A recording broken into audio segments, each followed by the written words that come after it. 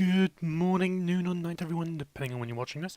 Welcome back to the Crackpack on the Streamcraft server. Now, I'm just about to do a little bit of infusion crafting. You see we've got a bit of great wood on there, a couple of water shards, and a diamond with a formula axe in the middle. And we're going to give this guy a whack, and hopefully this will work. What I'm going to be making, or I'm actually making, is a axe of the stream, which seems appropriate considering we're on the Streamcraft server. Oh, there we go. There's the aqua going in there. This is essentially the axe of the Formcraft. Yeah, Piggy's on. He's still not happy about me taking his well, not his node, the node I was near him. So yeah. So there's our axe. We've got the axe of the stream. Now I'm gonna need this because I'm getting I need a lot of wood. A lot of this magic involves wood, and wood's a good source to make other things. To well, create more essence basically. And my axe at the moment is just being a pain. So I've got this guy instead. This is the axe of the stream. Now it'll work like any other axe if you shift and break, shift and left click. However, if you hold down left click on a bit of wood at the bottom of the tree, it'll chop down the rest of the tree above it first. Meaning it's all in one little pile for me to pick up right there. So I can go around chopping down any tree I want now by just holding it down. I think if I hold down right click as well, it will do it even quicker. Yep, like that. But it takes up more durability, so I wouldn't advise it. But it's a good way of chopping down trees. Oh, and you've got some mana beans chopping as well. Lovely. I don't think I've shown you mana beans yet. Mana beans are these things that grow on the trees. There you go. These little blue orby things over here. They can grow on a tree and they'll grow like cocoa beans. So you right click and they'll plant on a tree and they'll start off this small and they'll slowly grow outwards. If you break one, you'll get occasionally two, but sometimes you get one. But if you eat a mana bean, sometimes you get a research point for eating them. It's not very common that you do, but there you go, I've got two that time. So we've got some terra, we've got some air. So I'll pop the terra one back up there, we'll leave the air one. And that ding, you see the bottom right, we've got a research point for the air. So it's not an ideal way of oh, you guys are still going, good. It's not an ideal way of getting research points, but it's a way nonetheless. I'm pretty sure it could be automated somehow, maybe with the use of golems, but I'm not sure. We'll have to look into that a bit more. But anyway, got back to the stream, and I'm going to make something else now. Something that I really, really look forward to. But I need to do a bit of work first. So I'm going to cut from here to when I'm just about ready to craft it on the infusion altar upstairs. So I'll be back in a moment. Okay guys, so what we're going to build is, or not build, we're going to create is a certain item that will allow us to fly. And that item is the thermostatic harness.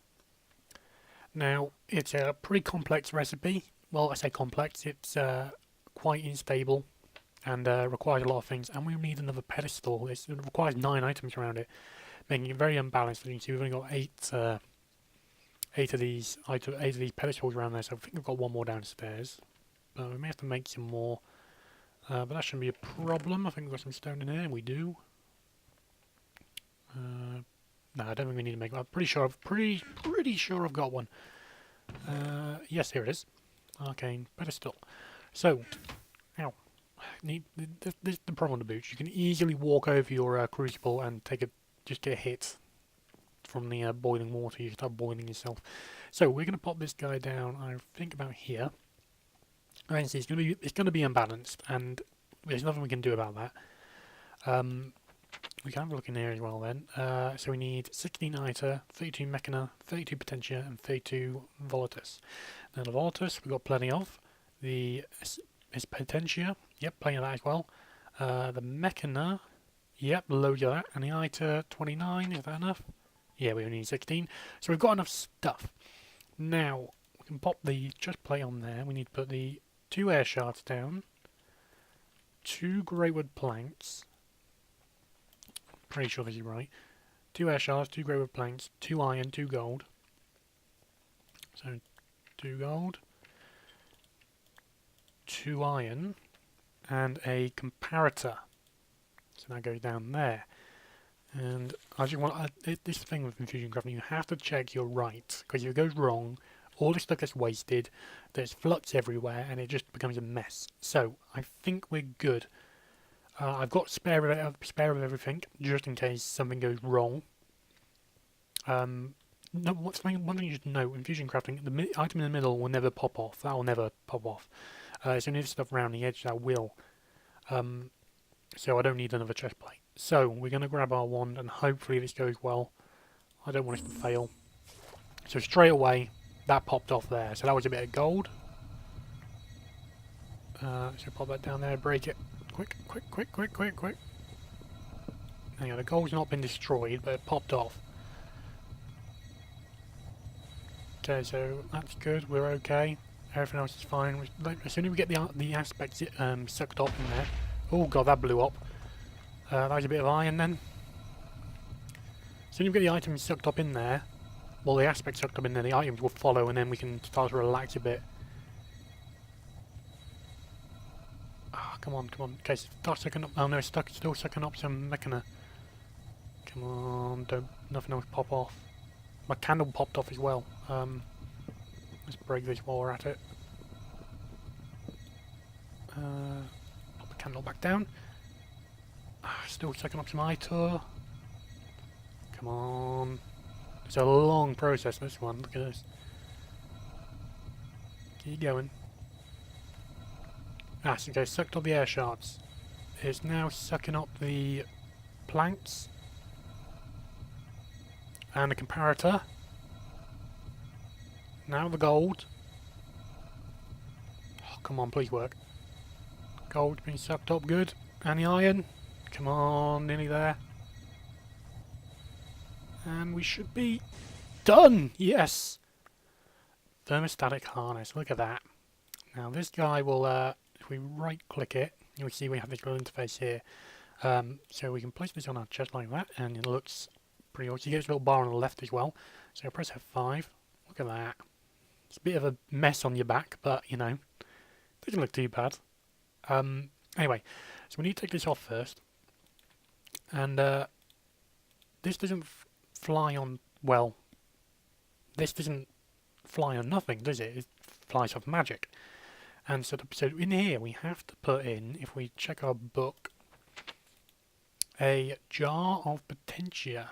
You know, it requires for flight is raw potentia. And luckily we have a jar of potentia right here. So we'll pop that off, we pop this on, put the jar of essentia in there. And now when we put this on ourselves, the bar on the left is full. Now this will actually give us creative mode flight. Now to turn it on, just tap F, and look at that. Creative mode flight. It's a little bit slow, but nonetheless I can fly. And then to turn off again, press F. So it is creative mode flight with just a bit of a slowness reduction. So this is going to help in building this thing a hell of a lot. And I think it gives you can see when I'm in F5 I get these little particle effects, which just look awesome. I think it gives you about a full jar of it gives you about 5 minutes of flight. So I shouldn't really be wasting this, but I've just thought this is awesome. It's fantastic. So I can get up here now and get down easily enough. I can just turn it on, float down. It's just fantastic. It's a great item to make.